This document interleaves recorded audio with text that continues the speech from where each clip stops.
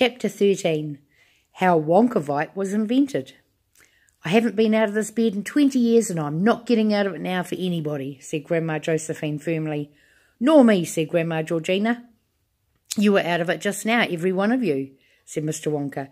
"That was floating," said Grandpa George. "We couldn't help it." "We never put our feet on the ground," said Grandma Josephine. "Try it," said Mr. Wonka. "You might surprise yourself." "Go on, Josie," said Grandpa George. "Give it a try. I did. It was easy." "We're perfectly comfortable where we are, thank you very much," said Grandma Josephine. Mr. Wonka sighed and shook his head very slowly and sadly.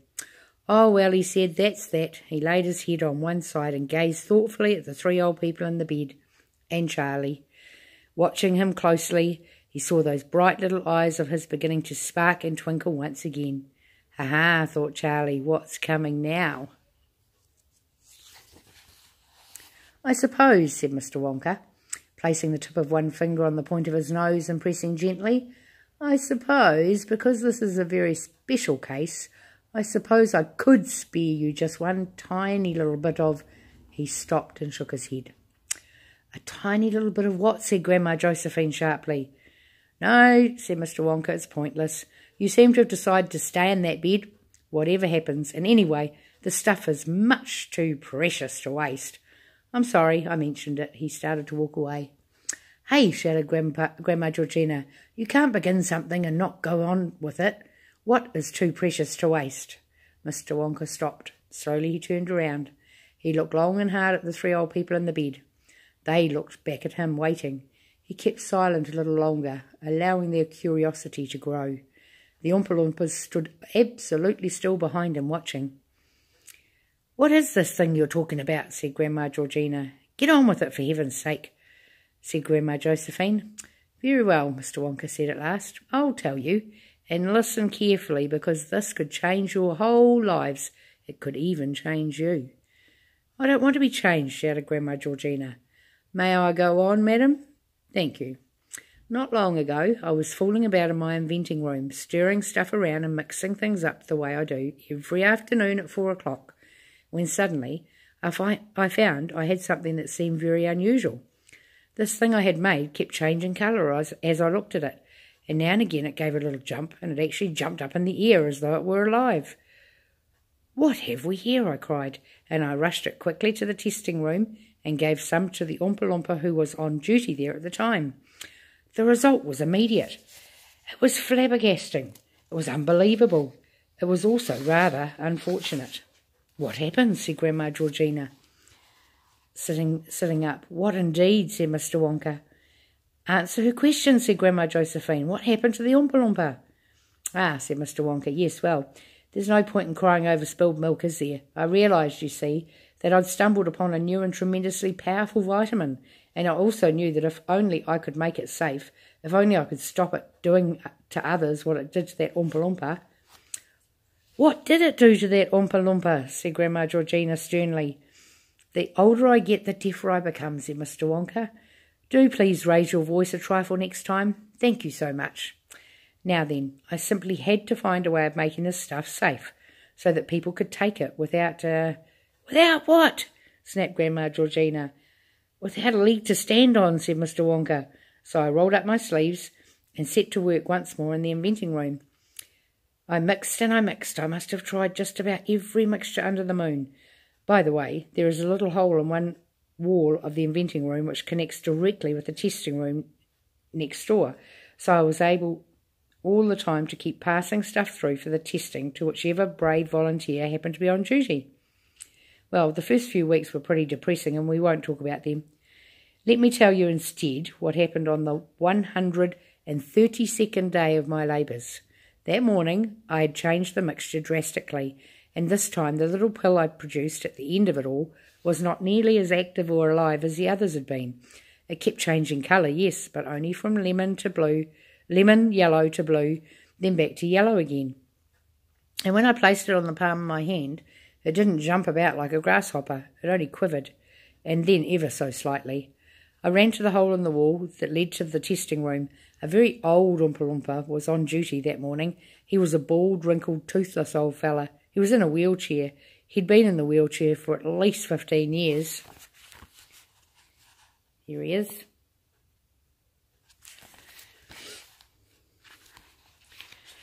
This is test number 132, I said, chalking it up on the board. I handed him the pill. He looked at it nervously. I couldn't blame him for being a bit jittery after what had happened to the other 131 volunteers. What had happened to them? Shouted Grandma Georgina. Why don't you answer the question instead of skidding around it on two wheels? Who knows the way out of a rose, said Mr. Wonka. So the brave Oompa Loompa took the pill, and with the help of a little water, he gulped it down. And then suddenly, the most amazing thing happened.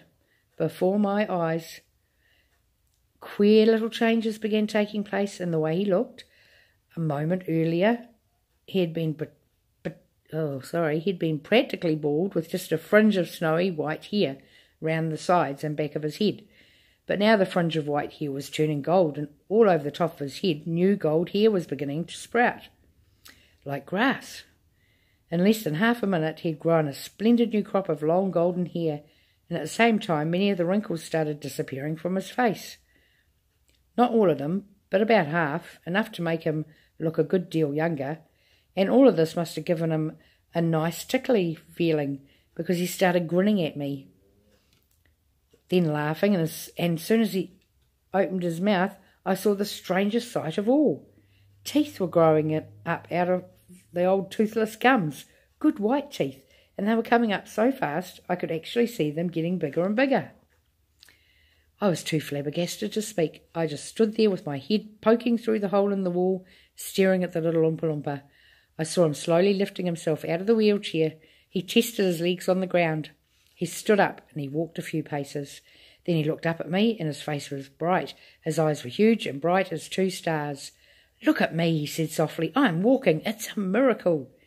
It's Wonkavite, I said. The great rejuvenator. It makes you young again. How old do you feel now? He thought carefully about this question. Then he said, I feel almost exactly how I felt when I was 50 years old. How old were you just now, before you took the Wonkavite? I asked him. 70 last birthday, he answered. That means, I said, it's made you 20 years younger. It has, he cried, delighted. I feel as frisky as a frog hopper. Not frisky enough, I told him. 50 is still pretty old. Let us see if I can't help you a bit more. Stay right where you are. I'll be back in a twink. I ran to my workbench and began to make one more pill of Wonkavite, using exactly the same mixture as before. Swallow this, I said, passing the second pill through the hatch. There was no hesitating this time. Eagerly he popped it into his mouth and chased it down with a drink of water. And behold, within half a minute, another 20 years had fallen away from his face and body, and he was now a slim and sprightly young Oompa Loompa of 30.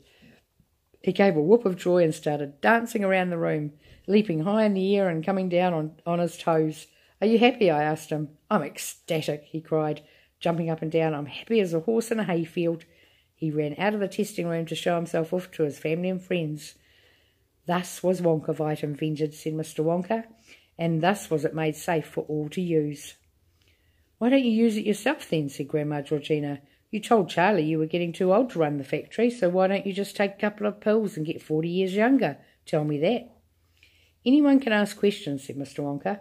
It's the answers that count. Now then, if the three of you in the bed would care to try a dose. Just 1 minute, said Grandma Josephine, sitting up straight. First, I'd like to take a look at this 70-year-old Oompa Loompa who is now back to 30. There's a picture of him. Mr. Wonka flicked his fingers. A tiny Oompa Loompa, looking young and perky, ran forward out of the crowd and did a marvellous little dance in front of the three old people in the big bed.